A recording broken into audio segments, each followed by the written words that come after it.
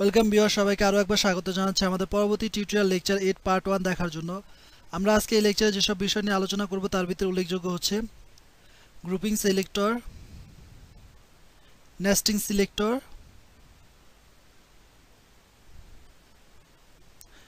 Dimension এবং সবার শেষে থাকবে ডিসপ্লে। তো চলুন শুরু করা যাক আজকে টিউটোরিয়াল। প্রথমে আমরা যে বিষয়টা দেখব সেটা হচ্ছে গ্রুপিং সিলেক্টর। আসলে এই জিনিসটা কি? গ্রুপিং সিলেক্টর হচ্ছে অনেকগুলো যে সিলেক্টর আছে সেই সিলেক্টরকে আমরা একসাথে গ্রুপ ওয়াইজ তাকে সিলেক্ট করতে পারি। এর জন্য আমরা যে কাজটা করব আমাদের কাজের সুবিধার্থে, সাপোজ অনেক সময় H1 tag, H2 tag, paragraph tag এগুলো একই কাস্টমাইজ করার প্রয়োজন হতে পারে। তো এই কাজের জন্য যে কাজটা করতে পারি, আমরা সবগুলোকে আলাদা আলাদাভাবে স্টাইল না করে আমরা জাস্ট সবগুলোকে একটা গ্রুপ করে সেই কাজটা খুব ইজিতেই করতে পারি। তো চলুন ফার্স্টে দেখে নিই যে কিভাবে আমরা HTML পেজে যে সিলেক্টরগুলো ইউজ করবে সেই সিলেক্টরগুলোকে ধরে তাকে গ্রুপিং সিলেক্ট করতে পারি।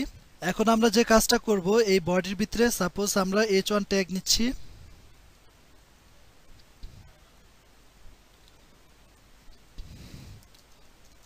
মাই name is MD ওয়ালিফ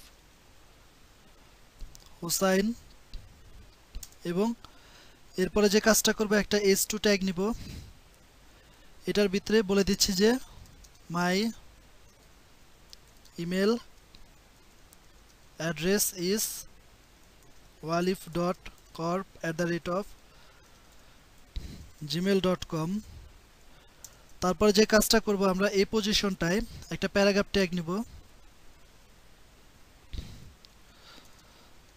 I M a student of computer science and engineering.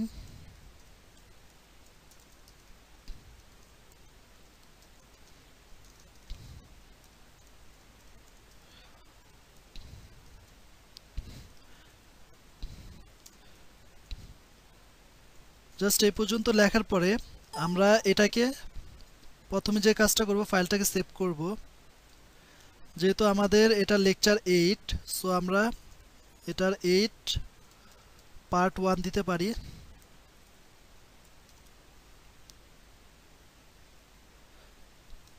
এখন আমরা যে কাজটা করব, ঠিক এই যে ট্যাগগুলো আছে H1, H2, প্যারাগ্রাফ ট্যাগ, এগুলোর জন্য CSS করব। জাস্ট স্টাইল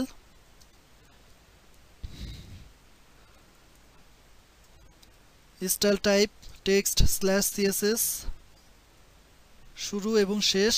এর ভিতরে আমরা প্রথমে গ্রুপিং সিলেক্ট করব। আসলে গ্রুপিং যে কাজটা, প্রত্যেকটা ট্যাগকে একটা গ্রুপের মধ্যে আনা। তো এর জন্য যে কাজটা করব, আমরা জাস্ট H1 ট্যাগ, তারপরে একটা কমা দিব, তারপরে H2 ট্যাগ, তারপরে একটা কমা দিব, তারপরে প্যারাগ্রাফ ট্যাগ। তো আমরা মূলত চাচ্ছি যে H1, H2, paragraph tag same স্টাইলের হোক। তো এর জন্য আমরা ঠিক দেখুন এখানে গ্রুপ সিলেক্ট করলাম। তারপরে নর্মালি আগের মতোই যে CSS এর বেসিক রুলস, যে কার্লি ব্র্যাকেট ইউজ করব, এবং এই কার্লি ব্র্যাকেটের ভিতরে আমাদের যে CSS প্রপার্টিগুলো আছে সেই প্রপার্টিগুলো ইউজ করার মাধ্যমে আমরা এই যে ট্যাগ সিলেকশন আছে, selector H1, H2, paragraph tag, এই সবগুলোকে স্টাইলিশ করতে পারি।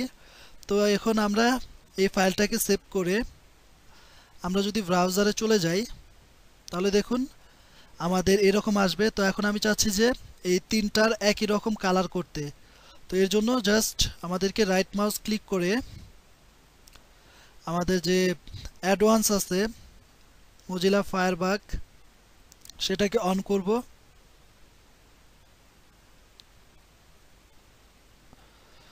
তো দেখুন আমরা যখন নাকি এই H1, H2, প্যারাগ্রাফ ট্যাগ কোনো একটাকে সিলেক্ট করছি, তখন কিন্তু আমাদের যে এই রাইট সাইডে যে স্টাইল নামক অপশনটা আছে, এখানটাই সবগুলো ট্যাগই কিন্তু সে ডিসপ্লেতে দেখাচ্ছে। তো এখন আমরা ফার্স্টে এটার একটা ফন্ট ফ্যামিলি দিয়ে দিতে পারি। সাপোজ ফন্ট ফ্যামিলি দিচ্ছি আমি টাইমস নিউ রোমান দেখুন দেওয়ার সাথে সাথে সবগুলোই কিন্তু আমাদের যে নির্দিষ্ট ফন্ট আছে সেই ফন্টে কনভার্ট হয়ে যাবে। তারপরে আমি দিচ্ছি প্রত্যেকটাকে কালার দিয়ে দিতে পারি। আমি সাপোজ কালার আমি দিচ্ছি রেড। এরপরে যদি আমি এটাকে আরেকটু বোঝার সুবিধার্থে এটাকে টেক্সট ডেকোরেশন করতে পারি।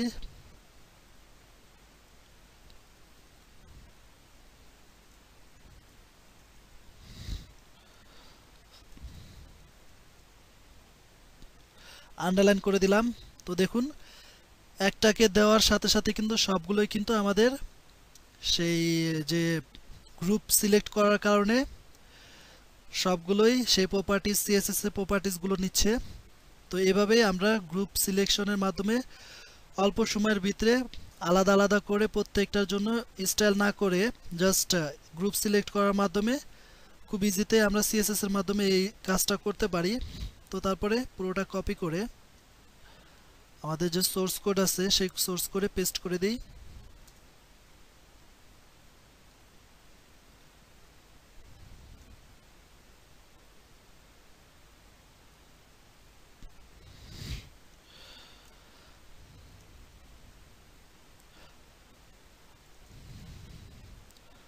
তো পেস্ট করে দিলাম। পেস্ট করার পর এখন যে কাজটা করব একটা ব্রেক ইউজ করব। তারপর লেকচারটা হচ্ছে আমাদের নেস্টিং সিলেক্টর। তো এই জিনিসটা কি? তো ফার্স্টে আমি একটা কাজ করি, একটা এক্সাম্পল দিই। সাপোজ আমি একটা ডিপ নিলাম, সেই ডিপের আইডি নিচ্ছি আমি বক্স, এবং এই বক্সটাকে শেষ করলাম। তারপরে এই আইডির ভিতরে আমি আর একটা ডিপ নিচ্ছি, সেই ওটা দিলাম, একটা ক্লাস দিলাম সাপোজ বক্স 1, এটাকে শেষ করলাম। তো এই বক্সটার ভিতরে যে কাজটা করব এখন আমরা একটা h1 ট্যাগ নিব। h1 ট্যাগ সাপোজ নিচ্ছি this is our 8 lecture and part 1। তারপর আমরা একটা প্যারাগ্রাফ ট্যাগ নিলাম। এখানটা আমি লিখে দিলাম যে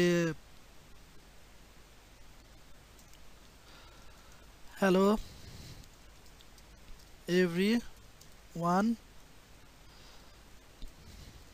hope all of guys are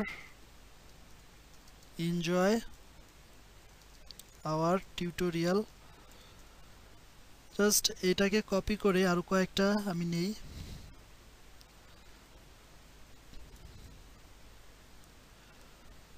okay fine, এটাকে আমরা এখন একটু সাজাতে পারি।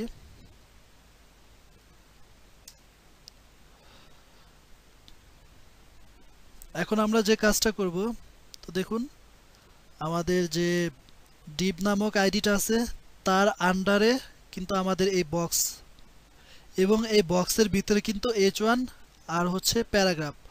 তো আমরা সবগুলোকেই আমরা ফার্স্টে দিচ্ছি। আইডির জন্য আমরা হ্যাশ যে সিম্বল আছে সেই সিম্বলটা ইউজ করব। তারপরে এখান থেকে আমরা জাস্ট এটাকে পেস্ট করে দিলাম। তারপর সিমিলারলি এটা ক্লাস,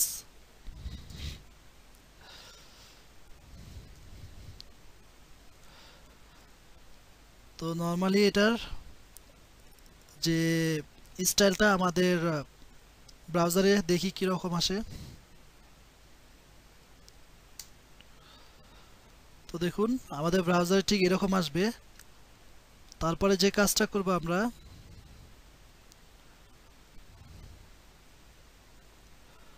আমরা বক্স 1টাকে কিছু প্রপার্টিজ সিএসএস প্রপার্টিজ দিতে পারি। সাপোজ উইথ দিচ্ছি আমি, 500 পিক্সেল, তারপরে হাইট আমি দিলাম 300 পিক্সেল, তারপরে এখানে একটা ব্যাকগ্রাউন্ড দিয়ে দিতে পারি, সাপোজ সি। তো দেখুন আমাদের ব্যাকগ্রাউন্ড দেওয়ার পর এরকম আসবে। মোটামুটি এই প্রপার্টিসগুলো আমরা ইউজ করলাম। সেকেন্ড যে কাজটা করব, আমাদের যে বক্স ওয়ান নামে যে আমরা ডিপটা নিয়েছিলাম, এই ডিপটাকে আমরা কাস্টমাইজ করতে পারি। তো ফার্স্টে এটার পেডিংটা দিয়ে দিই। পেডিং দিচ্ছি 5 পিক্সেল, তারপরে মার্জিন দিচ্ছি আমি 3 পিক্সেল,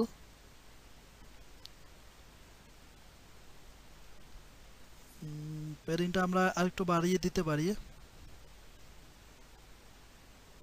ওকে, সো তারপরে যে কাজটা করব, এই পুরোটাকে কপি করব। কপি করে আমাদের যে সোর্স কোড আছে সেই সোর্স কোডে এখানটায় পেস্ট করে দিব। তো সিমিলারলি আমাদের যে বক্স আছে সেই বক্সের জন্য প্রপার্টিসগুলো এখান থেকে কপি করে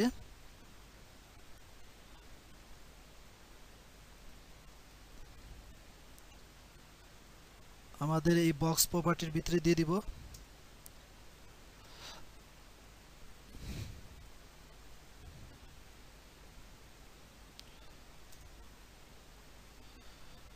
তারপরে এখন আমরা যে কাজটা করব, নেস্টিং সিলেক্টর।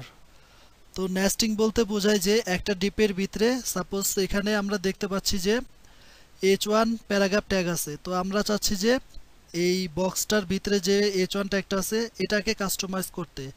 দ্যাট মিন্স একটার ভিতরে আর একটা। তো যখন নাকি একটার ভিতরে আর একটা ট্যাগ থাকে তো এটাকে মেনলি বলা হয় নেস্টিং।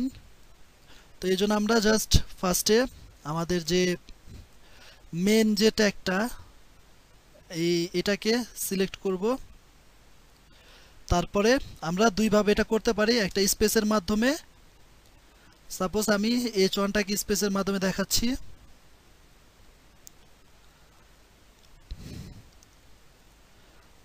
আর একটা সিস্টেম হচ্ছে যে সে কোথা থেকে আসলো।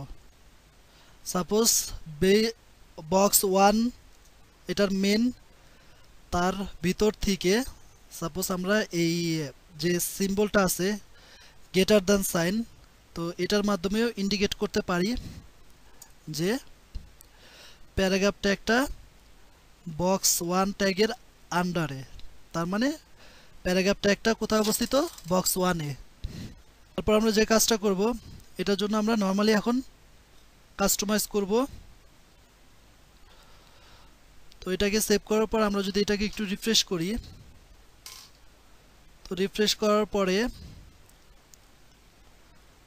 আমাদের যে পরবর্তী ট্যাগগুলো আছে, সাপোজ এই প্যারাগ্রাফ P1 ট্যাগ, তো দেখুন এখানে কিন্তু চলে এসেছে। তো এখন আমরা যদি এর কালারটা চেঞ্জ করে দিই, কালারটা আমরা দিচ্ছি গ্রিন, তো দেখুন গ্রিন হয়ে যাবে।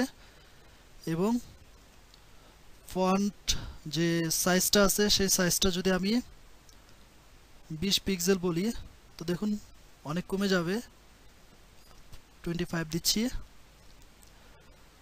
তারপরে আমরা যদি এবার প্যারাগ্রাফ ট্যাগটাকে সিলেক্ট করি, তাহলেও দেখতে পাবো যে এখানে একটা সিএসএস এর জন্য সে রেডি। এখন আমরা এই সিএসএসটাকে আমরা কাস্টমাইজ করতে পারি।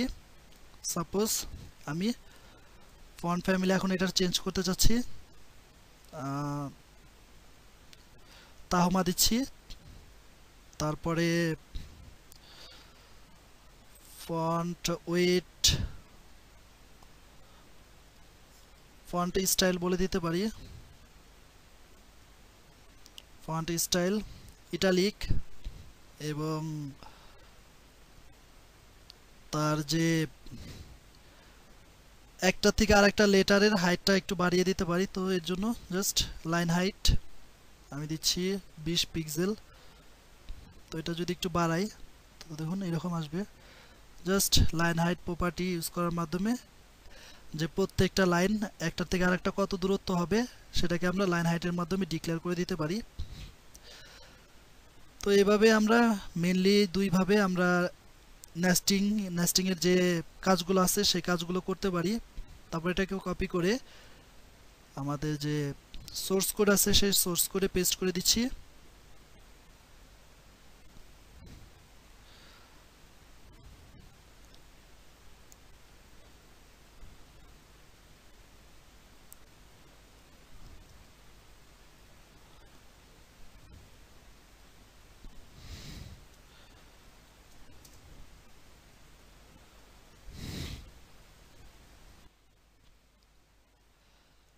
এখন আমরা যে বিষয়গুলো দেখব সেটা হচ্ছে সিএসএস এর অন্যতম ইম্পর্টেন্ট টপিক, ডাইমেনশন।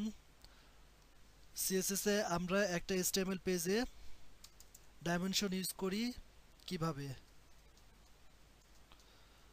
সো দেখুন, আমরা কিন্তু বক্স মডেল তৈরি করার সময় প্রত্যেকটা বক্স মডেলে উইথ হাইট এই দুটো প্রপার্টি সচরাচর দেখছি এবং ইউজও করছি। তো এখন আমরা এই উইথ এবং হাইট এবং সে সাথে আরও কিছু সিএসএস প্রপার্টি আছে, maximum with, maximum height, minimum with, minimum height.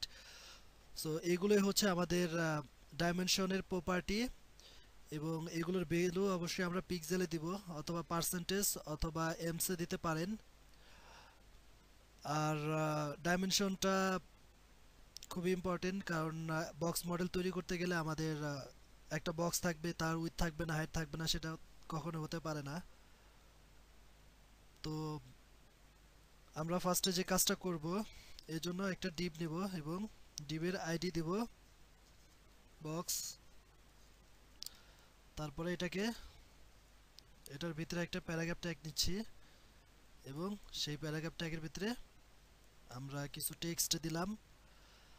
তারপরে আমাদের যে ইন্টারনাল সিএসএস, সেই সিএসএস এর ভিতরে আমরা ফার্স্টে আইডি সিলেক্ট করলাম এবং তারপর বক্স লিখলাম।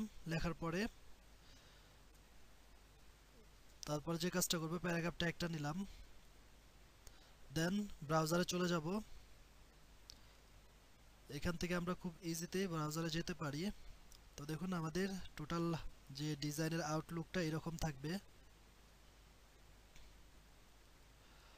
ডিজাইনের আউটলুকটা এরকম দেখাবে। তো এরপরে যে কাজটা করব, আমরা আমাদের যে প্যারাগ্রাফ ট্যাগ পিটা আছে, সেই প্যারাগ্রাফ ট্যাগের পিতে আমরা উইথ এবং হাইট নিব। ডাইমেনশন উইথ নিলাম আমি 800 পিক্সেল, হাইট নিলাম আমি 200 পিক্সেল। তো নেওয়ার পরে এখন যদি ব্যাকগ্রাউন্ড দিই তাহলে আমরা উইথ এবং হাইট যে নিচ্ছি সেটা দেখা যাবে। তো ব্যাকগ্রাউন্ড আমি দিচ্ছি ইয়েলো অথবা রেড। তো দেখুন, দেওয়ার সাথে সাথে কিন্তু সে চলে এসেছে। তো এইভাবে আমরা যে বিভিন্ন বক্স তৈরি করব, সেই বক্সের উইথ এবং হাইট যে দিই সেটা হচ্ছে আমাদের সিএসএস এর ডাইমেনশন প্রপার্টি। তারপরে আমরা ম্যাক্সিমাম হাইট এবং ম্যাক্সিমাম উইথটা নিতে পারি। আর উইথ এবং হাইট এবং ম্যাক্সিমাম উইথ এবং হাইট এই দুটার মধ্যে তেমন কোনো পার্থক্য নেই, কিন্তু এগুলো খুব বেশি ইউজ করা হয় আপনার সিএসএস এর মাধ্যমে যে রেসপন্সিভ ডিজাইন তৈরি করা হয় সেই সব রেসপন্সিভ। আপনি সাপোজ আপনার বিভিন্ন যে রেসপন্সিভ ট্যাব, তারপরে আমাদের যে ডেস্কটপ অথবা যে স্মার্টফোন, ছোট ছোট যে ফোনগুলো, এগুলো একটা ওয়েবসাইটকে বিভিন্ন ভার্সনে তৈরি করার জন্য আমাদের এই ম্যাক্সিমাম হাইট এবং মিনিমাম হাইট এই প্রপার্টিগুলো ইউজ করার প্রয়োজন পড়ে। সো যারা নাকি রেসপন্সিভ ডিজাইন তৈরি করার ইচ্ছা আছে এবং তৈরি করতে চান, তো তাদেরকে অবশ্যই এই ম্যাক্সিমাম হাইট এবং মিনিমাম হাইট এই প্রপার্টিগুলোর সাথে পরিচিত থাকতে হবে। তো তারপরে কি করব, আমরা আমরা এখন এই হাইট এবং উইডথটাকে তুলে দিয়ে আমরা এখানে মিনিমাম আমরা হাইটটা দিচ্ছি। সাপোজ আমরা মিনিমাম হাইটটা দিলাম 100 পিক্সেল। তার আগে বলে নেই যে আমাদের যে এখানটায় মিনিমাম হাইট এবং মিনিমাম উইডথটা মেনলি কাজ করে হলো ব্লক স্টেটমেন্টের ভিতরে। আমাদের যে ব্লক স্টেটমেন্ট বক্স আছে সেই বক্সের পুরো প্রপার্টিটা জুড়ে সে নিবে। যদিও আমরা 400, আমরা একটা কাজ করি, ফার্স্টে আমরা মিনিমাম উইডথটা দিলাম। সাপোজ মিনিমাম উইডথটা দিলাম আমরা 400 পিক্সেল, বাট আমরা দেখতে পাচ্ছি যে আমাদের ব্রাউজারের পুরো অংশ জুড়ে সে কিন্তু নিয়ে নিছে। কারণ কি, কারণ হচ্ছে যে সে হচ্ছে ব্লক স্টেটমেন্টের পুরো জায়গাটা জুড়ে নিবে। তো আমরা যদি বক্সে যাই, বক্সে খেয়াল করলে দেখুন যে বক্সে যখন ধরলাম তখন এই বক্সের যে সাইজটা এখান থেকে এই পর্যন্ত সে এই পুরো অংশটা জুড়ে সে নিয়ে নিবে। আর এটার এখন আমরা যদি রেসপন্সিভ ডিজাইনের কথা চিন্তা করি, সাপোজ আমাদের যে ব্রাউজার আছে সেই ব্রাউজার থেকে রেসপন্সিভ ভিউটা দেখতে পারি। সাপোজ আমরা এই যে এইমাত্র প্রপার্টিটা তৈরি করলাম, বক্সটা তৈরি করলাম, এটাকে যদি আমরা ট্যাবে দেখতে চাই তাহলে কীরকম দেখাবে। দেখুন আমরা যদি এটাকে রিসাইজ করি,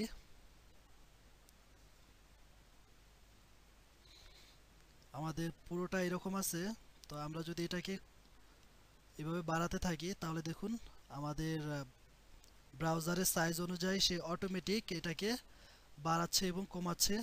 সো আমি আরেকটু বাড়াই এবং আরেকটু যদি কমাই, তো দেখুন লেখাগুলো কিন্তু অটোমেটিক আপডেট হচ্ছে। সো আমরা পুরোটা কিন্তু লেখাটা দেখতে পাচ্ছি। তো আর একটু ছোট করলেও আমরা সেই লেখাটা দেখতে পাবো। কিন্তু এখন আমরা যদি এই কাজটা যদি আমাদের যে উইথ এবং হাইটটা আছে, সাপোজ আমি এখানটায় হাইটটা নিলাম 100 পিক্সেল এবং আমাদের যে উইথ আছে সেই উইথটা নিলাম 400 পিক্সেল। এখানে যদি আমি 900 পিক্সেল দিই, এখন যদি আমি আমাদের ব্রাউজারটাকে যদি কমাই, সাপোজ দেখুন সে কিন্তু আর কিন্তু টেক্সট, বাকি টেক্সটগুলো কিন্তু দেখা যাবে না। তো এটাই হচ্ছে রেসপন্সিভ ডিজাইনের সুবিধা। আপনি যখন মিনিমাম উইথ দিবেন সে অটোমেটিক টেক্সটগুলোকে ব্রাউজার ফ্রেন্ডলি বা ব্রাউজার অনুযায়ী সে রিসাইজ করে নিবে। তো দেখুন আমাদেরকে স্ক্রল করে সেটা দেখতে হচ্ছে, বাট আমরা মিনিমাম যদি বসাই তাহলে এটা কিন্তু আর স্ক্রল করার প্রয়োজন পড়তেছে না।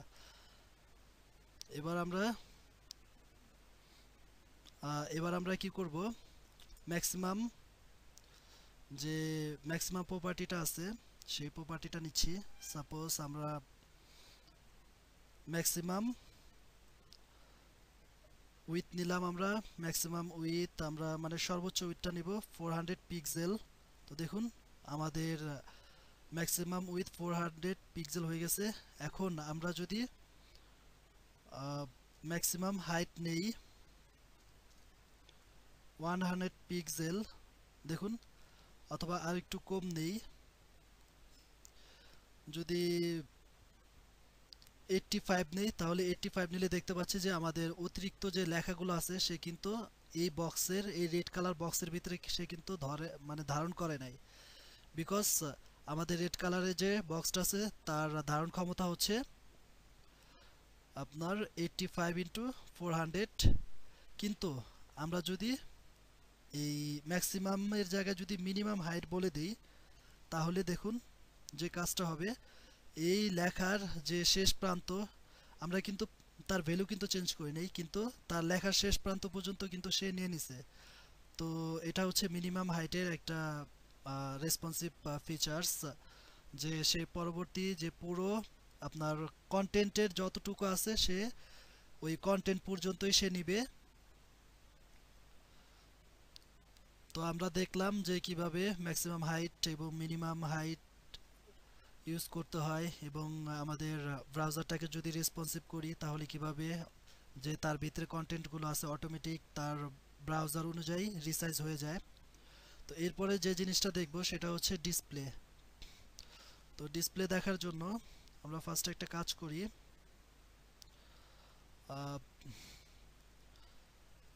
ডিসপ্লেতে যে জিনিসগুলো থাকে আমাদের সিএসএস এ ডিসপ্লের যে প্রপার্টিগুলো আছে সেই প্রপার্টিগুলো হচ্ছে যে ডিসপ্লে ব্লক, তারপরে ডিসপ্লে ইনলাইন, এবং আর একটা আছে ডিসপ্লে ইনলাইন ব্লক, আর সবার শেষে যেটা আছে সেটা হচ্ছে ডিসপ্লে নান।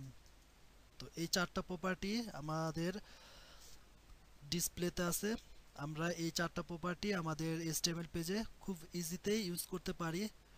তো একটা একটা করে ফার্স্টে দেখে নেই কোনটার কি কাজ। তো ফার্স্টে আমরা দেখব ডিসপ্লে ব্লক। ওকে, তো ডিসপ্লে ব্লক দেখার জন্য আমরা ফার্স্টে যে কাজটা করব, আমাদের যে এটা এখন দরকার নাই আমাদের, আমরা আমাদের যে বক্স আছে সেই বক্সটায় উইথ দেই 900 পিক্সেল এবং হাইট দেই 100 পিক্সেল, ব্যাকগ্রাউন্ড দিচ্ছি ইয়েলো ইয়েলো। তারপরে আমাদের যে প্যারাগ্রাফ ট্যাগটা আছে এটার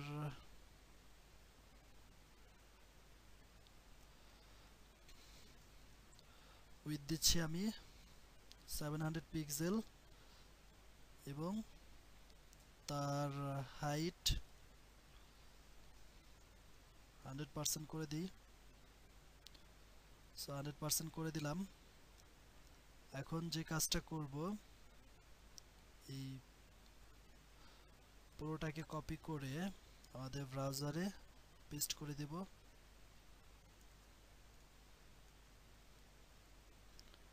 এবং এখান থেকে বক্স থেকেও পুরোটা নিয়ে আসব এবং এখানটায় পেস্ট করে দেব।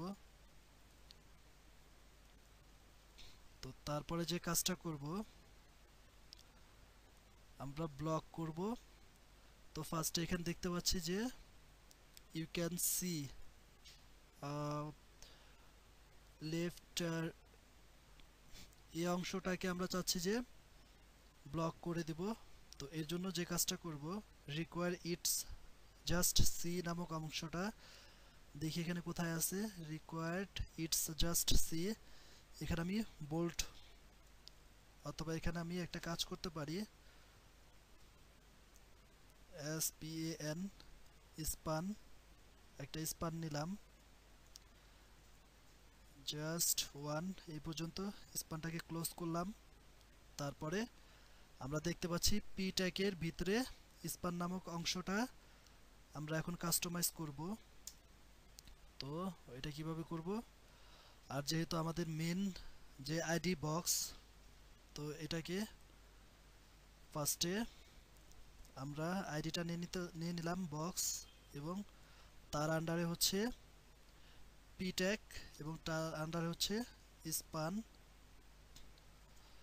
তো এটা নিলাম, নেওয়ার পরে এখন যদি ব্রাউজারে যাই এবং এটাকে যদি রিফ্রেশ করি, এবার যদি আমরা স্পানটাতে ধরি তাহলে দেখুন এখানে স্পানটা চলে আসবে। তো এখন স্পানে একটা ব্যাকগ্রাউন্ড দিচ্ছি আমরা, ব্যাকগ্রাউন্ড অরেঞ্জ। তো দেখুন অরেঞ্জ দেওয়ার সাথে সাথে সে কিন্তু অরেঞ্জ হয়ে গেছে। তারপরে আমরা এখন যদি ডিসপ্লে যদি ব্লক বলে দিই, তো দেখুন আমাদের যে এই অংশটা, আমাদের অংশটা আর একবার দেখি একটু, এটা উঠাই দিলে একটা সিঙ্গেল লাইনে আছে, কিন্তু এটা সরায় ফেললে সে এই উপরের থেকে এবং নিচে থেকে টোটালি ভিন্ন একটা লাইন তৈরি করছে এবং তার এই পজিশন থেকে এই পজিশন পর্যন্ত, মানে আমাদের এই যে পি যে ট্যাগটা আছে তার যে উইথ আছে 700 পিক্সেল, সে এই পুরোটাকে সে ব্লক করে দিছে, ডিসপ্লে ব্লক। তো এটাই হচ্ছে ডিসপ্লে ব্লকের কাজ, যে আমরা যতটুকু উইথ নিব সেই পুরো অংশটাকে সে ব্লক করে দিবে। তারপরে যে কাজটা করব, এটাকে কপি করব, কপি করে আমরা এখানটায় পেস্ট করে দেব।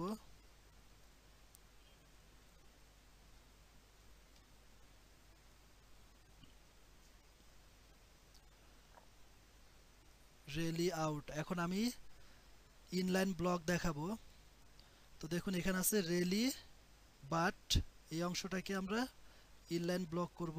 রেলি বাট কোথায় আছে একটু দেখে নেই, ইটস নাও রেলি বাট, এই অংশটাতে আছে রেলি বাট।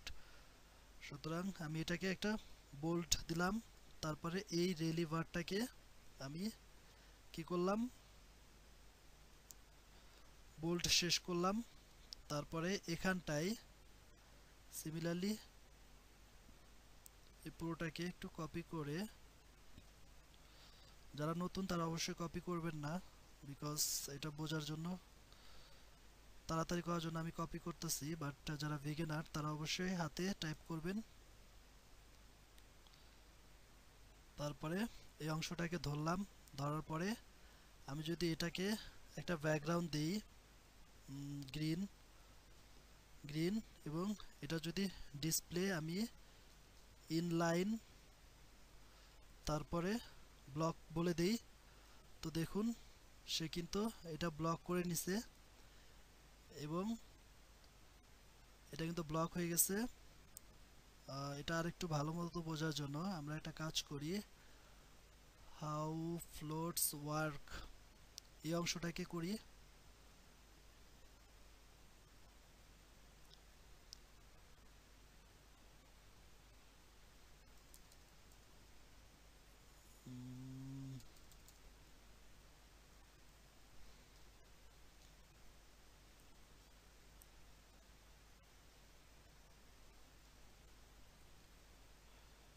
এবার এটাকে রিফ্রেশ করতেছি এবং এটাকে আমি বলে দিলাম যে একটা background green display inline block. তো দেওয়ার পরে দেখতে পাচ্ছি যে আমাদের এই এই লাইনটা কিন্তু ব্লক হয়ে যাবে। তো ইনলাইন ব্লক মানে হচ্ছে আমরা যে লাইনটাকে ব্লক করতে চাই সেই লাইনটাকে জাস্ট ইনলাইন ব্লকের মাধ্যমে খুব ইজিতেই করতে পারি। তারপরে যেটা দেখব সেটা হচ্ছে যে ডিসপ্লে নান। সো এই কাজটা করার জন্য আমরা কি করব, cause the element to sank to এই অংশটাকে আমরা ইটালিক করতেছি এবং এখানে শেষ করলাম ইটালিক। তারপরে এই পুরোটাকে কপি করে জাস্ট ইটালিক বলে দিলাম এবং এবার এটা যদি রিফ্রেশ করি তো দেখুন এই কজ টু এলিমেন্ট টু শ্রাঙ্ক এ পর্যন্ত কিন্তু সে কিন্তু ইটালিক করে ফেলছে। এখন আমি যদি এটাকে বলি যে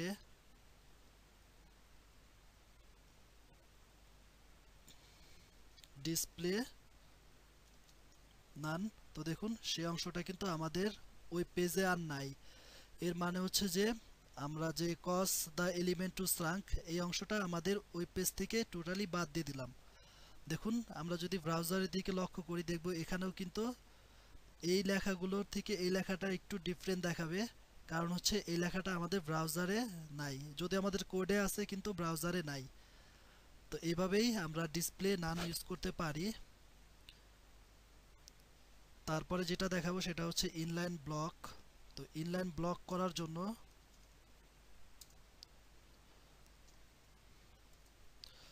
ইনলাইন ব্লকটা মেইনলি ইউজ করা হয় আপনার যে মেনু তৈরি করে সেই মেনু তৈরি করার জন্য ইনলাইন ব্লকটা বেশি ইউজ করা হয়। তো দেখুন ফার্স্টে আমরা মেনু তৈরি করতে গেলে অবশ্যই ইউএল লাগে এবং সেই ইউএল এর ভিতরে আমরা দিলাম কিছু এলআই, তারপরে অ্যাঙ্কর লিংক এবং রেফারেন্স, এটাকে শেষ করলাম। সাপোজ আমি দিলাম হোম, তারপরে এভাবে সিমিলারলি আমরা কয়েকটা লিস্ট আইটেম নিতে পারি। সাপোজ এটা দিলাম আমি অ্যাবাউট আস,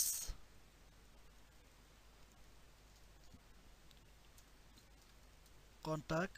তো এই পর্যন্ত দেওয়ার পরে এবার যদি আমরা এটাকে রিফ্রেশ করি, সাপোজ রিফ্রেশ করলাম, তো দেখুন লিস্ট আইটেমগুলো কিন্তু নিচে নিচে তৈরি হয়েছে, বাট আমরা হরিজন্টাল যদি তৈরি করতে চাই এই লিস্ট আইটেমগুলোকে তাহলে কি করব, জাস্ট আমাদেরকে যে কাজটা করতে হবে যে ইউএল তারপরে এলআই তারপরে এ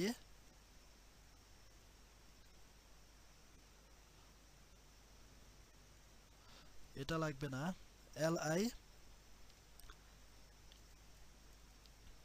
তো li লেখার পরে আমরা যদি এবার এটাকে রিফ্রেশ করি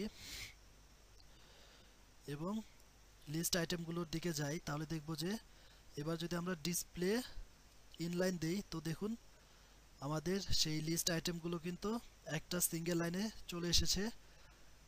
অথবা আমরা যদি এটাকে যদি আউট করে দিই, তাহলে দেখুন, আর এটা যদি আউট করে দিই তাহলে এইভাবে দেখাবে। তার মানে হচ্ছে যে এটা হচ্ছে আপনার ভার্টিক্যাল, এটাকে বলা হয় ভার্টিক্যাল অ্যালাইনমেন্ট, আর এটাকে বলা হয় আপনার হরিজন্টাল অ্যালাইনমেন্ট। তো এই ডিসপ্লে ইনলাইনটা খুব বেশি ইউজ করা হয় মেনু তৈরি করার ক্ষেত্রে। তো আশা করি আজকে যে টিউটোরিয়ালে যে বিষয়গুলো দেখানো হয়েছে আপনারা সবাই আমাদের এই টিউটোরিয়ালগুলো বুঝতে পেরেছেন। আর কারো যদি কোনো প্রবলেম থাকে তাহলে অবশ্যই আমাকে কমেন্টস করবেন। কমেন্টস করার জন্য আমাদের যে টেকটুনস আছে এবং সেই সাথে আছে আমার ইউটিউব চ্যানেল, আর আমার ইমেল অ্যাড্রেস তো আছেই। আমার ইমেল অ্যাড্রেস হচ্ছে walif.corp@gmail.com।